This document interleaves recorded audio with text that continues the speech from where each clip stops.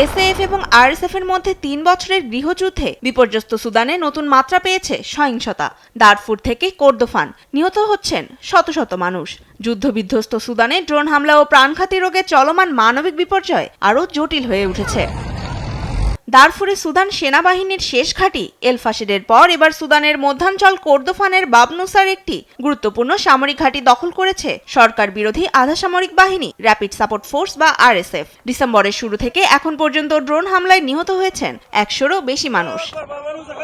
বাবনুসার সামরিক ঘাঁটি দখলের পর থেকেই ড্রোন হামলা বেড়ে যায় এই অঞ্চলে। সবচেয়ে প্রাণঘাতী হামলা হয় দক্ষিণ কর্দোফানের কালোগি এলাকায়, যেখানে একটি কিন্ডারগার্টেন ও হাসপাতালে চালানো ড্রোন হামলায় নিহত হয় ৮৯ জন সাধারণ নাগরিক, যার মধ্যে রয়েছে ৪৩ শিশুও।